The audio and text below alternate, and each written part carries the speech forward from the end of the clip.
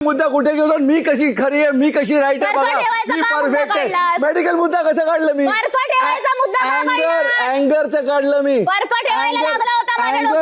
अँगरमुळे मला एवढंच माहिती आहे. अँगरमुळे तो पण तोच बोललेला की एवढा राग आला की बर्फ ठेवला. मेडिकल कंडिशन तुझं माहितच नाही, मी काय बोलू? मला तू इम्पॉर्टंट नाहीये म्हणतो आणि आता तू बोलली म्हणून बोलतोय. तू आणलंस मला, मी गप्पच होतो. रुचिता आणि विशाल माझे दुश्मन आहेत हे मी जेव्हापासून आमची दुश्मनी झाली आहे त्या दिवसापासून बोलते ना. मी कधी त्यांच्याबरोबर डील केलीये ना, काही केलंय ना. मी तुझ्याकडे कधी येऊन बोलले की मला टार्गेट करू नकोस वगैरे. आणि जर असं मी बोलत असेल माझ्या स्वतःसाठी की मला नाही करायचंय माझ्या स्वतःसाठी, तर जरी तो माझा भाऊ असेल, मी माझ्या शब्दांवरती का फिरू? आता तुला काय वाटतं? मी नाती बनवली. आता रोज मी याला राखी बांधत फिरू आणि आरती करत फिरू, माझा दादा हे करू मी? नाही, पण मला सुद्धा माहितीये जितका बॉन्ड माझा दादाशी बनलाय त्याला पण मी बोलले आणि हिच्या समोर पण मी तिथे डॅन्यूबच्या इथे बोलले, तेवढा बॉन्ड माझा हिच्याशी नाही बनलाय. ताईशी नातं माझं याच्याशी बनलं मोठा भाऊ आणि त्याच्याशी बनलं छोटा भाऊ. मी हिच्याशी नातं नव्हतं बनवलं आणि ना मी कधी बोललीये हिला की ताई तुझं आणि माझं नातं आहे खूप मोठं. मी ताई म्हणते तिला, रिस्पेक्ट करते तिला, माझ्या घरातला एक मेंबर आहे तो. पण अटॅचमेंट माझी दादाशी आणि प्रभूशी होती.